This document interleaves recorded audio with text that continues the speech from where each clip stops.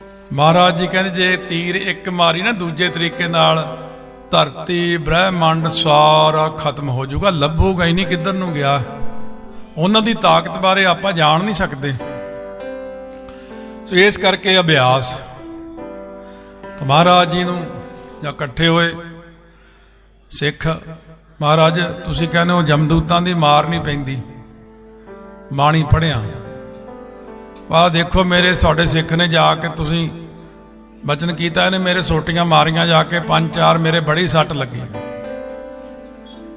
सतगुरु महाराज कहने काफ़ी सट लगी है। हाँ जी महाराज कहने तू मेरियां उंगलां ही तोड़ती, उंगल तोड़ दी, कहते तेरी उंगल जे पुट्ठी करके तोड़ दीए किन्ना दर्द होऊ। सारे कहते महाराज बहुत दर्द होऊगा। कहते पर महाराज मैं तो उंगल तोड़ी नहीं, मैं तो हथ भी नहीं लाया। सतगुरु कहने जिन्ने गुरु ग्रंथ साहिब दे च लगा मात्रा ने ये मेरे अंग ने, सारे ये मेरियां उंगलां ने, अखर मेरियां अखां ने, ये मेरी आत्मा है। तुसीं बाणी गलत पढ़दे हो तो सानू दर्द हुंदा। बहुत सारियां साखियां होंदियां। पहले पातशाह वेले जदों सतगुरु जी दे बाबा लहणा जी चरण चापी कर रहे सी, अचानक गुरु साहब दीयां पिंजड़ियां तो खून वगण लग पिया, जिन्हें झरीटां वजदियां। कहते महाराज आ की हो गया, खून निकल रहा चरनां चों भी इत्थों भी। सतगुरु कहते एक अयाली भेडां चारदा, कहते बाणी शब्द विच इन्ना जुड़िया, सोहला साहब का पाठ कर रहा, कहते इन्ना जुड़िया है, इन्ना जुड़िया होया है कि उहनूं जिन्ने भी कंडे लगते ने ओहदी बचत होई जाती, वो सारे मैनूं लगदे क्योंकि शब्द नाल जुड़िया होया। गल सुणदे हो? कंडा उत्थे नहीं लगता, कंडा उरे लगता, उत्थे वो शब्द नाल जुड़िया। ते फिर वो जिहड़ा सिर ते आरा चलदा सी वो काहदे नाल जुड़िया होया सी? वो भी जपजी साहब नाल जुड़िया होया सी। वो जिहड़ा देगे चुंबलदा सी वो सुखमनी साहब नाल जुड़िया होया सी। कई साल लगदे जुड़न नूं, ये नहीं है मैं कहंदा कि अब मैं हुणे ही जुड़ जाओगे तुसीं। वो जिहड़ा सतनाम वाहिगुरू जुड़िया सी ओहनूं रूं लपेट के तेल ला के अग लाती। भाई मनी सिंह कट बई बंद बंद, बुलाई ना होए सुखमनी साहब का पाठ करना। शब्द नाल जुड़िया, जेड़ा सिख शब्द नाल जुड़ूगा ओनू दुख नहीं। कंडे सतगुरु झल लेंदे ने, सिख दा दुख झल लेंदे ने। सिख दा हर दुख ही सतगुरु कहने लिया मैनू दे दे, सारे दुख अपने, तू शब्द नाल जुड़ जा।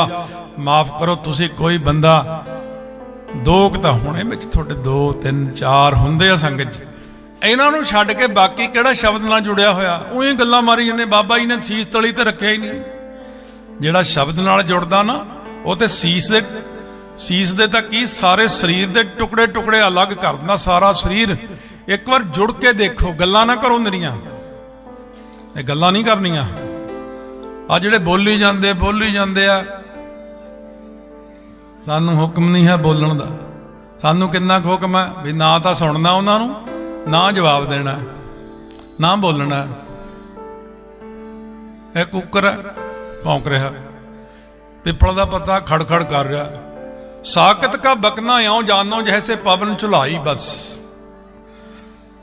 तो महाराज सच्चे पातशाह कहते ने अंग भंग करता मेरा।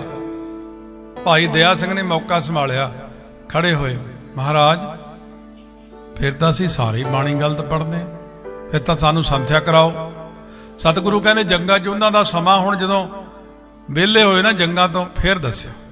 फिर जदों श्री दमदमा साहब पहुंचे, कमर कसा खोलता, शस्त्र उतारते सारे, फिर बेनती की, कहते हाँ हुण स्वरूप लैके आओ। भाई की डरौली तो स्वरूप फिर लैण वास्ते सिंह भी भेजे। पहला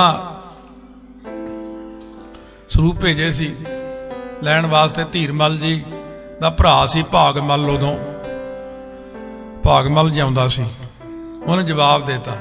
उन्हें कहा सी जे गुरु है अंतरजामी है तो स्वरूप आपे क्यों नहीं लिखता? महाराज नूं जाको सिखा ने आके कहा, सिख कहते महाराज भाई की डरोली स्वरूप पे आया। महाराज कहते ना, हुण सिखां नूं शंका हो जानी है, जे शंका हो जाए सिख तरदा नहीं है। तुसीं भी देख लो, जे शंका करोगे ना कोई, आ जिहड़े अजकल शंका करदे आ गुरु दी बाणी ते, गुरु ग्रंथ साहिब ते, नाले शंका ते नाले अरदास। शंका भी लैके खड़े ढिड च, नाले अरदास भी करी जाते हैं। फिर थोड़ी अरदास लगनी नहीं, शंका नाल अरदास नहीं करती। अरदास हुंदी है बिल्कुल 100% सरदा दे नाल। जदों गए महाराज कहने कोई नहीं, हुण तुसीं इंतजाम करो, कागज दवात शाही कलम सारा कुछ तैयार कर लो। भाई मनी सिंह जी नूं लखारी लाया। 62 साल की उम्र सी भाई मनी सिंह दी। भाई मनी सिंह ने इउं कहा, महाराज मैं तो बच्चा, मैनूं तां कुछ आउंदा भी नहीं, मैं किदां लखारी बनांगा। सतगुरु कहंदे दवात विच टोभा ला के कागज़ दे जदों कोल करेंगे ना, पेन पेंसिल कानी,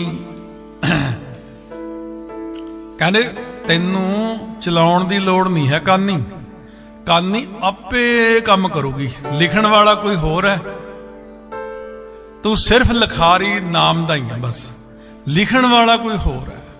बस जदों उन्होंने शुरू किया, महाराज ने एक ओंकार, भाई मनी सिंह ने जदों टोभा ला के कोल कीती कानी, वो आपे ही चली जावे, वो आपे ही चली जावे।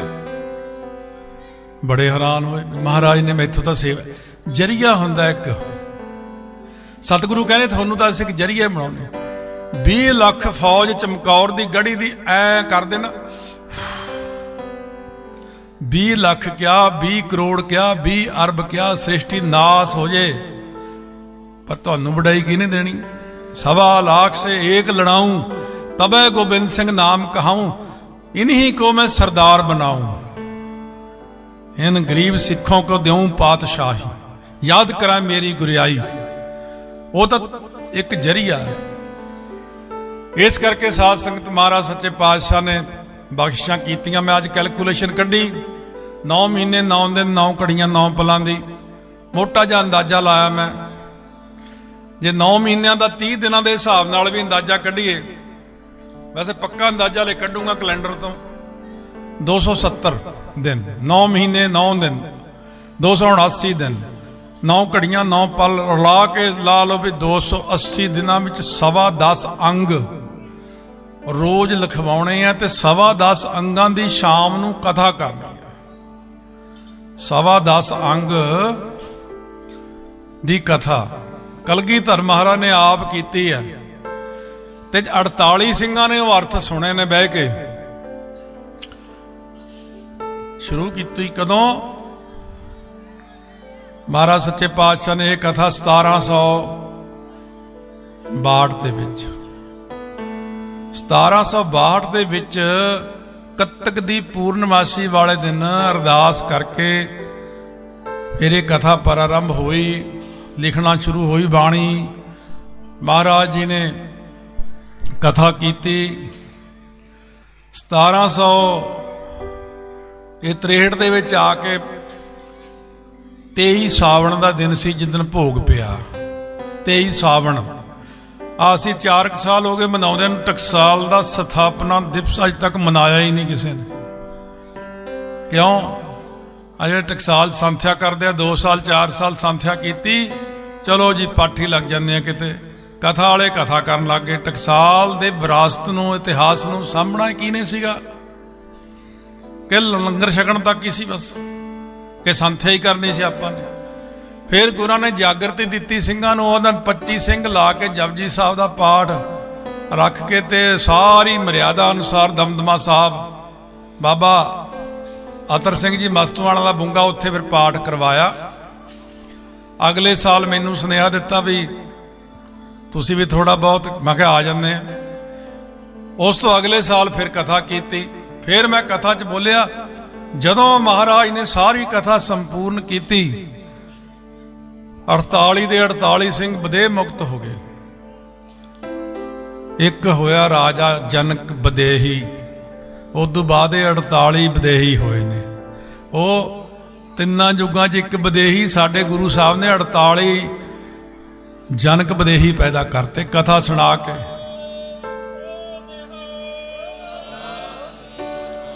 साध संगत इदां ही उड चले, इन्ने हल्के शरीर हो गए। वो ਗੁਰੂ ਸਾਹਿਬ ਤਾਂ ਕਿਸੇ ਨੂੰ ਵੈਸੇ ਹੀ ਵਾਹਿਗੁਰੂ ਕਹਿ ਦੇਣ ਉਹ ਤਰ ਜਾਂਦਾ, ਤੇ ਇੱਥੇ ਤੇ ਸਤਿਗੁਰੂ ਮਹਾਰਾਜ ਸੱਚੇ ਪਾਤਸ਼ਾਹ ਨੇ ਪੂਰੇ ਇੱਕ ਓੰਕਾਰ ਤੋਂ 18 10 20 ਤੱਕ ਦੀ ਕਥਾ ਸੁਣਾਈ ਹੈ। ਕੋਈ ਛੋਟੀ ਜੀ ਗੱਲ ਹੈ।